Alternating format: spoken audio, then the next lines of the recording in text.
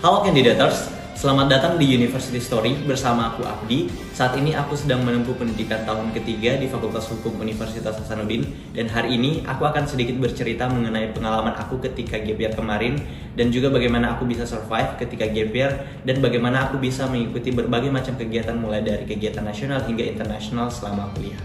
Oke, mengenai up and down, mungkin aku akan bercerita mengenai downnya dulu kali ya.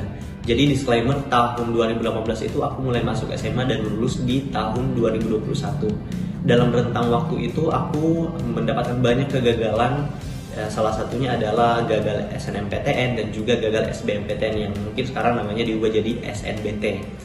Pada saat itu aku gagal jurusan kedokteran, dan ya aku pada saat itu memutuskan untuk gap year. Tentunya sedih karena di saat teman-teman semua pada lanjut kuliah, aku di rumah, berbagai macam tekanan yang datang dan juga berbagai tantangan yang menurut aku itu sangat sulit aku jalani pada saat awal menjalani gap year. Tapi aku percaya bahwa gap year mungkin akan mendatangkan banyak hikmah di kemudian hari. Dan pada saat itu aku mulai belajar mandiri untuk mempersiapkan UTBK kembali di tahun 2022, dan hingga pada akhirnya aku dinyatakan lolos di pilihan kedua di Fakultas Hukum Universitas Hasanuddin. Walaupun pilihan kedua, tapi aku percaya bahwa mungkin ini adalah jalan terbaik untuk aku untuk melanjutkan kuliah. Oke, pada tahun 2022, tepatnya pada saat aku masih semester 1, aku berkesempatan untuk menjadi salah satu penerima beasiswa Australia Awards Short Courses, yang dimana ini merupakan beasiswa studi singkat selama 2 minggu yang dilaksanakan oleh pemerintah Australia.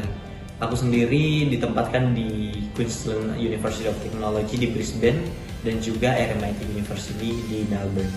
Dan pada saat itu kita berkesempatan untuk mengikuti kelas di sana dan juga bisa berdialog dengan dosen-dosen, NGOs, dan juga para pemimpin-pemimpin pemuda yang ada di Australia. Terus tahun 2023 aku juga berkesempatan terpilih untuk mewakili Indonesia pada acara UN EcoSocket Forum 2023 di New York, Amerika Serikat. Dan di situ aku ditugaskan oleh Kemenpora untuk deliver statement tentang partisipasi pemuda dalam politik. Kalau berbicara mengenai gimana caranya aku bisa mengikuti kegiatan tersebut, mungkin aku tidak akan membahas secara teknis banget. Cuman yang harus aku highlight adalah gimana cara kita bisa deliver story, gimana kita bisa meyakinkan penyeleksi lewat wawancara, dan bagaimana kita bisa menulis essay dengan baik sebenarnya. Dan kalau terkait Australia Awards sendiri, itu memang harus menyiapkan berbagai macam dokumen, mulai dari essay, surat rekomendasi, CV, dan juga persiapan yang harus kita lakukan ketika lolos wawancara. Oke, selama gap year ya, jadi aku punya banyak banget kegiatan selama gap year kemarin.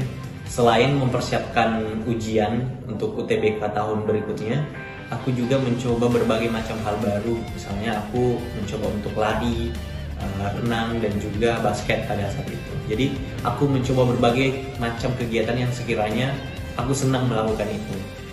Terus kemudian pada masa gap year juga aku bertemu banyak teman-teman baru dan juga berbagai macam pengalaman-pengalaman yang sekiranya itu sangat berharga menurut aku.